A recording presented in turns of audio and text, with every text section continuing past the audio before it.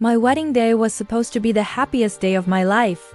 I stood there, beaming, ready to marry the man of my dreams. But then a voice cut through the air, sharp as a knife. "You're not welcome here." It was my own mother, shouting for everyone to hear. The room fell silent. All eyes were on me, filled with pity and confusion. I was mortified.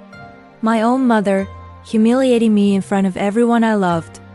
The ceremony was ruined, my joy shattered into a million pieces. I always knew I was the family underdog. My sister Lauren was the golden child. She got the praise, the new clothes, the expensive vacations. Me? I got hand-me-downs and was told to be more like her. Growing up, I just accepted it. I thought if I worked hard enough, if I was successful enough, maybe one day my parents would finally be proud of me. I became a successful marketing consultant, built my own life, and found a man who loved me for who I was. I thought I had finally escaped the shadow of my family's disapproval. But that moment at my wedding proved me wrong. The wound, I realized, had never healed.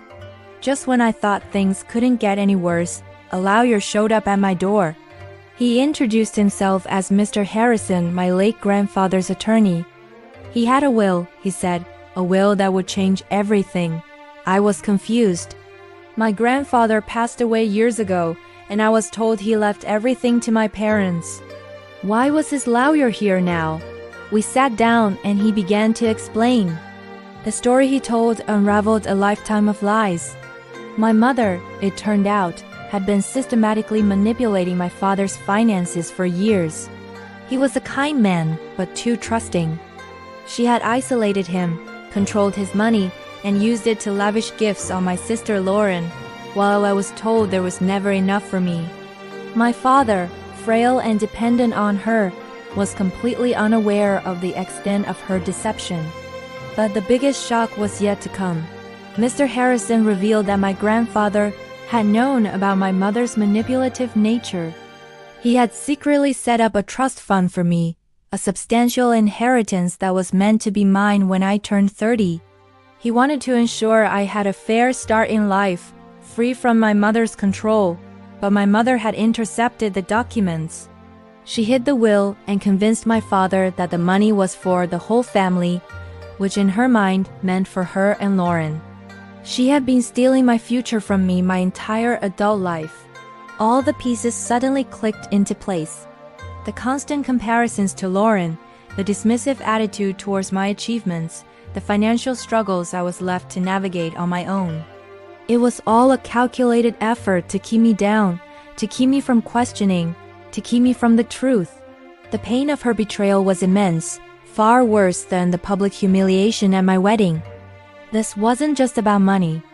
It was about a mother's love that I had craved my entire life, a love that I now realized was never really there for me. I felt a fire ignite inside me. It was a rage I hadn't felt before, fueled by years of being treated as second best. I called my best friend Sarah. She'd seen how my family treated me for years and was my rock. When I told her everything, she wasn't surprised. "It's time, Emily," she said. "It's time to fight back." Her words were the push I needed. I wasn't that little girl anymore, desperate for a scrap of approval. I was a strong, capable woman who had been wronged. With Sarah by my side and Mr. Harrison guiding us legally, we planned our next move. It was time for a family meeting, but this time it would be on my terms. We gathered at my parents' house. My mother and Lauren sat on the sofa, looking smug, probably expecting another apology from me for daring to have a happy life. My father sat quietly in his armchair, looking weary. I took a deep breath and started. I laid out everything: the hidden will, the secret trust fund, the years of financial manipulation. I presented the bank statements, the legal documents Mr. Harrison had prepared. I watched as the color drained from my mother's face.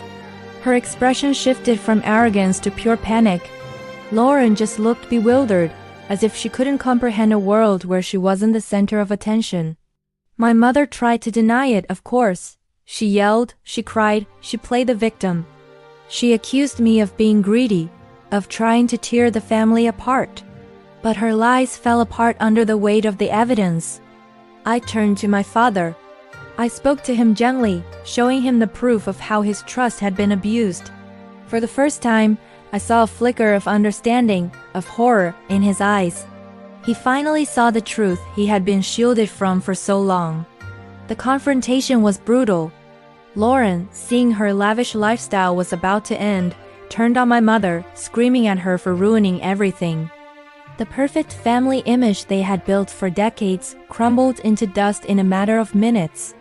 In that moment, I didn't feel triumph, just a profound sense of sadness for the family I never had. But as I walked out of that house, leaving the chaos behind, I felt a weight lift from my shoulders. A weight I had been carrying my entire life. It wasn't about the money anymore. It was about reclaiming my story, my dignity, my future. I had spent so long trying to earn a place in a family that was determined to shut me out. Now I was free. The legal battle was messy, but with Mr. Harrison's help, justice prevailed. I reclaimed my inheritance, the future my grandfather had wanted for me. My father, now living away from my mother's influence, began to build a tentative relationship with me, one based on honesty for the first time. My mother and Lauren had to face the consequences of their actions. My wedding day might have started with humiliation, but it ended up being the catalyst for my liberation. It forced me to confront the painful truth and finally stand up for myself. Today, my life is my own.